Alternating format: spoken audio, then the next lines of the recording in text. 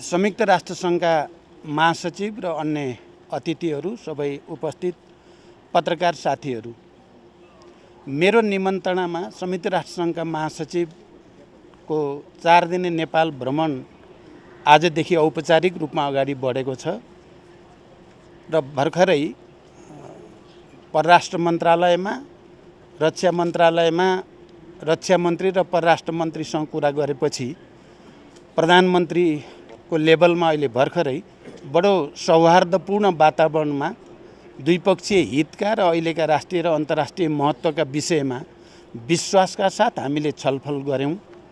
मुख्य रूपमा हाम्रो क्लाइमेट चेन्ज, मौसम परिवर्तनसँग सम्बन्धित विषयमा हामीले गम्भीर रूपले चर्चा गऱ्यौँ र नेपालमा त्यसको जो परिणाम चाहिँ नकारात्मक परिणाम छ त्यसलाई कम गर्नको लागि अन्तर्राष्ट्रिय समुदाय, मुख्यतः संयुक्त राष्ट्रसङ्घको महासचिवको हैसियतले उहाँले खेलेको भूमिकाको हामीले उच्च प्रशंसा गऱ्यौँ र आउने दिनमा अझ ठुलो सहयोगको अपेक्षा हामीले गऱ्यौँ। त्यसै गरी नेपालको शान्ति प्रक्रिया, यो ट्रान्जिसनल जस्टिस अन्तर्गत जो अन्तिम चरणमा छ त्यसलाई टुङ्गोमा पुर्याउन पनि अन्तर्राष्ट्रिय समुदाय र संयुक्त राष्ट्रसङ्घको महासचिवको हैसियतले उहाँको महत्त्वपूर्ण भूमिका हुने कुरा पनि हामीले गऱ्यौँ।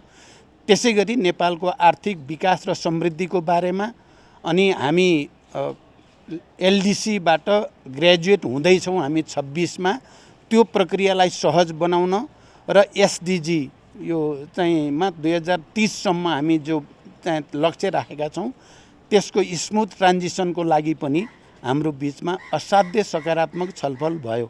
मैले निकै खुसी पनि व्यक्त गरेँ, सन्तुष्टि पनि कि महासचिव, संयुक्त राष्ट्रसङ्घको महासचिवलाई नेपालको राजनीतिक उतार चढावबारे पनि सबै कुरा थाहा छ पहिले नै, नेपालको शान्ति प्रक्रियाको बारेमा, नेपालको मौसम परिवर्तन क्लाइमेट चेन्जको असरको बारेमा पनि उहाँलाई सबै कुरा थाहा छ।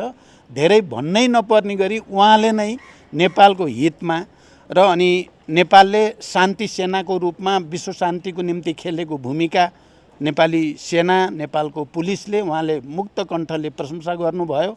हामीले पनि त्यसमा हामीले गरेको योगदान अनुसार फिल्डमा पनि र हेडक्वार्टरमा पनि त्यसको उचित सम्मान होस् भन्ने कुरा पनि हामीले राख्यौँ र निकै नै सौहार्दपूर्ण र विश्वासको वातावरणमा हाम्रा कुरा भए र आउने दिनमा यो भ्रमणपछि राष्ट्रसङ्घ र नेपालको बिचमा र अन्तर्राष्ट्रिय समुदायसँग हाम्रो सम्बन्धलाई सहजीकरण गर्न पनि महत्त्वपूर्ण भूमिका खेल्ने विश्वास हामीले व्यक्त गरेका छौँ। Thank you.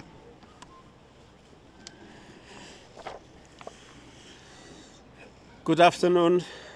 It is a great pleasure to be back in beautiful Nepal.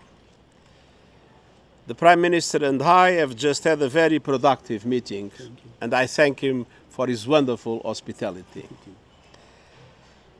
Indeed, the warm welcome I received in Nepal is something I will never forget. We are living in difficult and tense times. I know that even though the conflict in the Middle East is thousands of miles away, it has hit very close to home for the people of Nepal.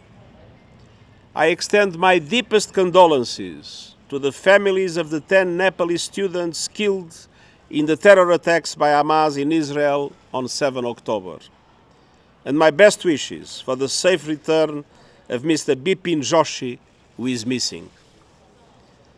I have just arrived here from Qatar, and I will continue to insist on the immediate and unconditional release of all the hostages in Gaza. And I repeat my utter condemnation of the appalling attacks perpetrated by Hamas. There is no justification ever for the killing, injuring, and abduction of civilians. The situation in Gaza is growing more desperate by the hour.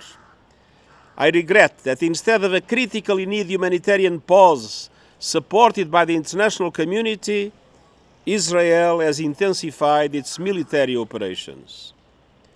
The number of civilians who have been killed and injured is totally unacceptable.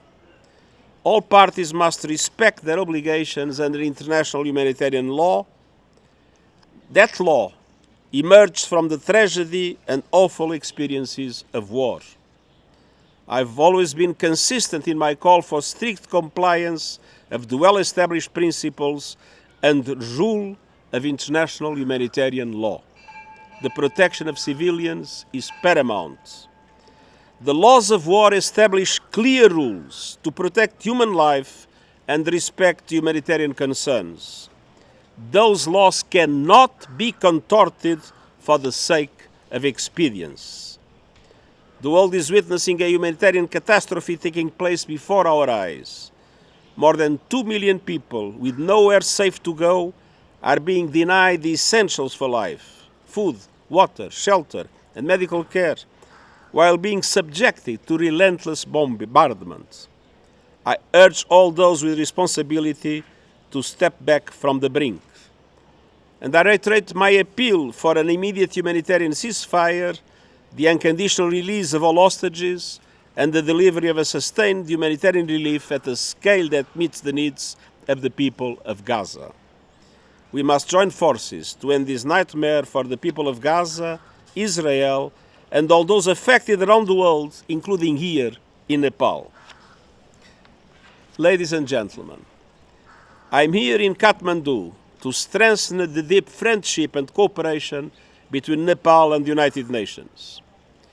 Nepal has a long and proud tradition of championing peace and multilateralism.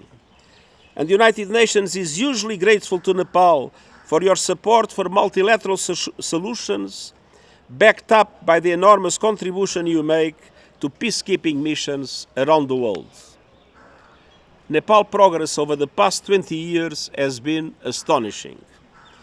You have become a republic, established peace, and surround yourselves behind the Sustainable Development Goals and climate action. And there is more to come. The next few years will be decisive as Nepal prepares to graduate from least developed country status and as it embarks on the final stages of the peace process with transitional justice. Transitional justice must help to bring peace to victims, families, and communities. And the United Nations stands ready to support Nepal to develop a process that meets international standards, the Supreme Court's rulings, and the needs of victims, and to put it into practice. Nepal is also caught in a blizzard of global crises not of its making. The aftermath of the COVID-19 pandemic, inflation caused by the international economic situation, and the enormous threat posed by climate chaos. Much more international action is needed. Developed countries must step up to support sustainable development and help developing economies, including Nepal, to tackle the climate crisis.